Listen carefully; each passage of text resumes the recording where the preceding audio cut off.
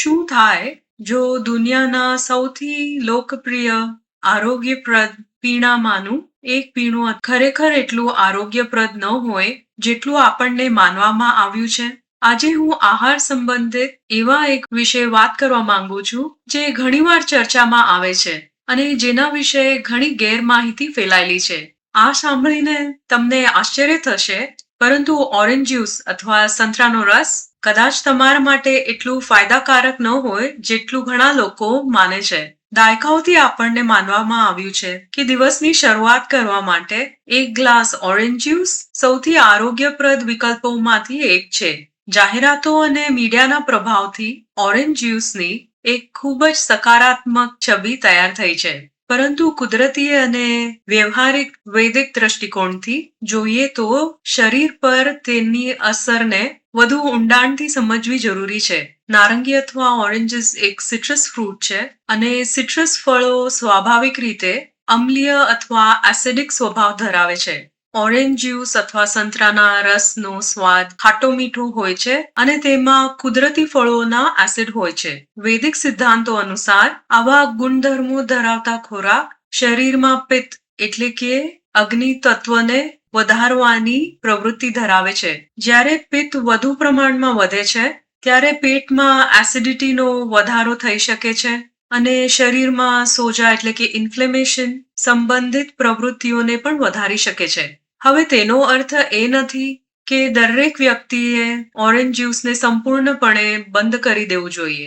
જો તમે સામાન્ય રીતે સ્વસ્થ હો અને તમને એસિડિટી, છાતીમાં બળતરા, એસિડ રિફ્લક્સ અથવા શરીરમાં વધુ ગરમી જેવી સમસ્યાઓ ન હોય તો ક્યારેક થોડા પ્રમાણમાં તાજો ઓરેન્જ જ્યુસ પીવો યોગ્ય હોઈ શકે છે. પરંતુ જો તમને વારંવાર એસિડિટી, છાતીમાં બળતરા, એસિડ રિફ્લક્સ, પાચન સંબંધિત અસ્વસ્થતા, સાંધાના દુખાવા અને અન્ય સોજા સંબંધિત સમસ્યાઓ રહેતી હોય તો થોડા સમય માટે ઓરેન્જ જ્યુસ ટાળવો, બંધ કરવો અથવા ઓછો કરી દેવો અને પછી તમારા શરીરની પ્રતિક્રિયા નિરીક્ષણ કરવું લાભદાયક થઈ શકે છે. જ્યારે આપણે બજારમાં મળતા પેકેટવાળા જ્યુસ તરફ નજર કરીએ ત્યારે આ બાબત વધુ મહત્વપૂર્ણ બની જાય છે. ઘણા વ્યાવસાયિક રીતે બનાવવામાં આવતા જ્યુસમાં વધારાની ખાંડ, કોન્સન્ટ્રેટ્સ, પ્રિઝર્વેટિવ્સ અથવા કૃત્રિમ ઘટકો ઉમેરવામાં આવતા હોય છે. વધુ પડતી ખાંડ પોતે પણ પિત્ત વધારી શકે છે અને એસિડિટી સંબંધિત સમસ્યાઓને વધુ ગંભીર બનાવી શકે છે. તેથી જો તમે પહેલેથી જ પાચન તકલીફો અથવા શરીરમાં વધુ ગરમીનો અનુભવ કરતા હો તો આવા ઉત્પાદનો ટાળવા વધુ સારું રહેશે. પ્રાચીન વૈદિક જ્ઞાન અનુસાર ફળો સ્વાભાવિક રીતે અમ્લીય અથવા એસિડિક સ્વભાવ ધરાવે છે અને તેથી તેનું સેવન મર્યાદિત માત્રામાં કરવું યોગ્ય માનવામાં આવે છે. તેનો એ અર્થ નથી કે ફળો ખરાબ છે, પણ એ અર્થ છે કે જીવનમાં સંતુલન જ સૌથી મહત્વપૂર્ણ છે.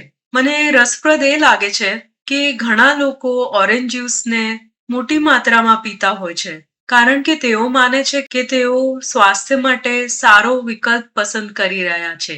પરંતુ તેઓ એ વિચારતા નથી કે તે તેમના શરીરની વર્તમાન સ્થિતિને અનુકૂળ છે કે નહીં. મારા પોતાના અનુભવ પ્રમાણે ઓરેન્જ જ્યુસ ઘટાડવાથી અથવા ટાળવાથી પિત્તમાં વધારો થતો અટકે છે, પેટ વધુ શાંત રહે છે અને મન વધુ સંતુલિત રહેવામાં મદદ મળે છે. અવશ્ય દરેક વ્યક્તિ અલગ હોય છે અને તમારા માટે શું યોગ્ય છે તે સમજવાનો શ્રેષ્ઠ માર્ગ નિરીક્ષણ અને અનુભવ છે.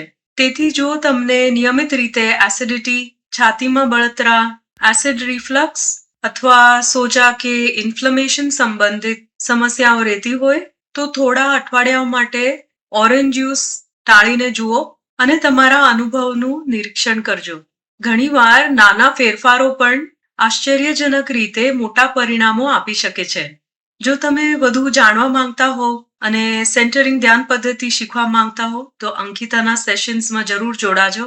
બાકી તમને જો આ પોસ્ટ ઉપયોગી લાગી હોય તો મને કોમેન્ટ્સમાં નક્કી જણાવજો અને લાઇક, શેર અને સબસ્ક્રાઇબ જરૂર કરજો. આવજો.